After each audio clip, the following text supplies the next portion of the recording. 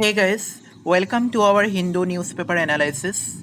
And one important article I have found today is Centers Crackdown Hitch Greenpeace. We all know that Greenpeace is an NGO existing in India and it has been swayed by various troubles since for the last 3 years, right from the UPA government's ban on FCRA Act. The necessary point which we have to gather for the exam from this article is what is Foreign Contribution and Regulation Act, that is FCRA Act, that has imposes some kind of ban on gaining foreign contribution or foreign aid by NGO until and unless it fulfills some conditions. So what are the merits and demerits of this act? Right. And what is this act? I will bring an analysis, detailed analysis of this act in another video.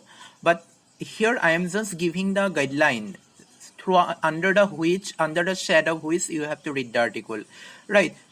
We have to take two viewpoints that whether this FCRA act is to suppress the civil society voice, yeah, whether it has imposed much more government restrictions, yeah, much more government oversight on NGO, yeah, civil society. It has both merits and demerits. To share the merits, we can say that it's a regulation is necessary, whether it is civil society organization, yeah, whether it is government organization. Otherwise, it will create anarchy and chaos. Oversee of anti-national activities. We all know that foreign contribution might, aided by some foreign contribution, some NGO might incite some anti-national activities. In such case, such act can help properly. Another is transparency. It will put a transparency in social system, yeah, NGO, yeah, civil society system, which is always expectable and welcome in any administration, whether it is government, yeah, whether it is private. To share the demerits, to share the list, the change of suppressing public voice. With the help of this act, some governments might try to suppress some organizations which are revealed some failures, yet some conspiracies, yet some demerits of the government. Complex bureaucratic process. If we view the act, then there is a very lengthy process to acquire the and long-term process to acquire grant under this act or to get approval under this act. So these are some merits and demerits. These are from my viewpoint. You can create your own analysis, but try to find a viewpoint that Foreign Contribution and Regulation Act each impact on Indian civil society and what should be the solutions.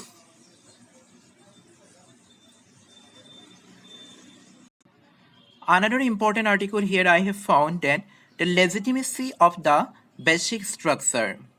Here it questions the basic structure of the constitution, then what are the concerns of the basic structure of the constitution and what are the safeguards to the democratic India provided by this basic structure.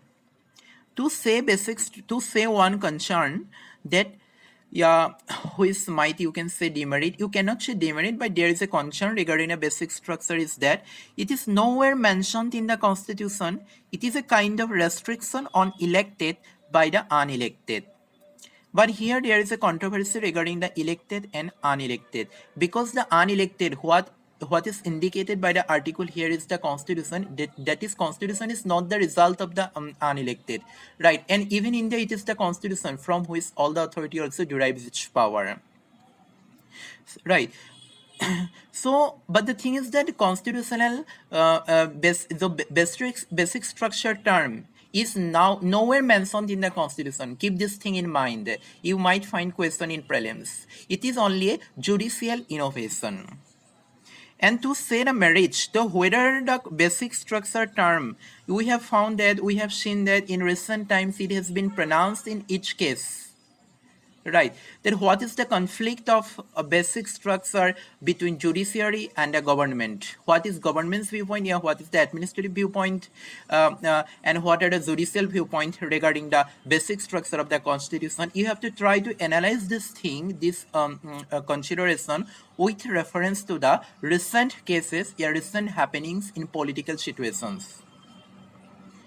To say some marriage, it limits the power of majoritarian to amend constitution unilaterally. Of course, we have seen many times in during Indira Gandhi governments that what government has attempted, government has tried to try to destroy the very core, very philosophy, very core of the constitution. Right, it has been already evidenced many times that if there had not been any basic structure, judicial inhibition, then what could Parliament do? To Parliament, because under Article 368, Parliament can amend anything, and even in Kesavananda Bharati case, Supreme Court says that Parliament can amend anything, including fundamental right, without harming the basic structure of the Constitution. So, in the absence of basic structure concept, there might be very problematic, because government or parliament can amend anything. For example, the article mentions that, what is the article 1? Article 1 is the indestructible union of destructible states. What if government with the help of 368 tries to amend this article itself, then what will happen? It will totally destroy the whole federal structure, a whole core of the constitution, as well as democratic India. So what will happen in such cases if there is no basic structure of the constitution? Again, the article says a very interesting fact regarding Article 368. Article 368 is that article under which it provides power to Parliament to amend the Constitution. Article 368, one part of the Article 368 is that after the amendment, the Constitution shall stand amended. The Constitution shall stand amended. It means that when any amendment is made, it will make a change in the text of the Constitution, but after that also it will be remain Constitution itself. That is why amendment will be valid only in that case where it retains the core and philosophy of the Constitution. Because it says that after amendment the constitution shall amended, means it is still constitution. Amendment does not mean that after amendment does not mean that it has removed any part of the constitution or something has been put that is outside the constitution. It is not. Amendment means something has been changed to the text of the constitution and it has been included in the constitution, and that is why it is still constitution. It is very important thing, and that is why an amendment must be constitutional itself. That is why the basic structure concept is necessary in this case.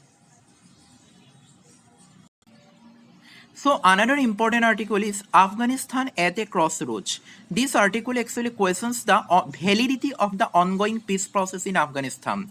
It discusses two things: nature of the Taliban and peace process in Taliban.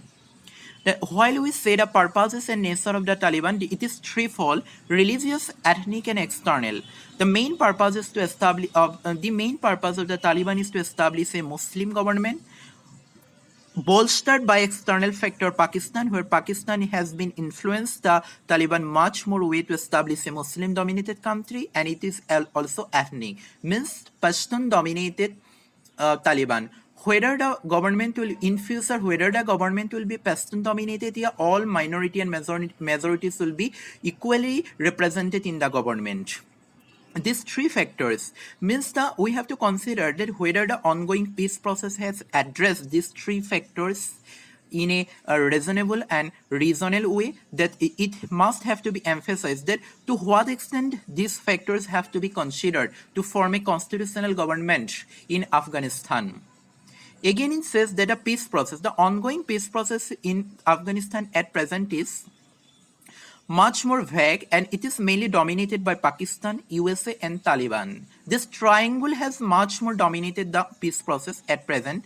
That is why it is also feared that USA, in what way USA is trying to solve the situation, trying to begin the peace process? USA might, in this haphazardness, US with the others might come into a decision which might not be a very reasonable. It might create, in a haphazard way, it might create a religious government, it might create a monarchical, or it might create an unconstitutional government which might not be favorable at present international scenario. When there is United Nations organization, when other democratic organizations everywhere in the world, then it might not be good if this unilateral peace process comes into a situation where instead of electing a democratic government, a monarchical or religious government has been elected. That is why, while considering any peace process, we have to consider, means the countries, it has to be considered that to what extent all the stakeholders of international, including international communities, have been involved here to create a pluralistic and sovereign government under a constitutional structure. It must have to be considered here. And here it is said that peace should not be imposed. That means the peace process in Afghanistan should not be imposed much more by external factors. It should be inclusive, encompassing all the stakeholders in the country. So I'll come in the next video with giving hint about the subjective and objective questions which might be prepared from these Hindu newspaper articles. So be tuned to our channel. If you liked our analysis, please subscribe to our channel and press the bell button. Hope you are benefited. I'll come again with another video. Till then, take care and bye bye.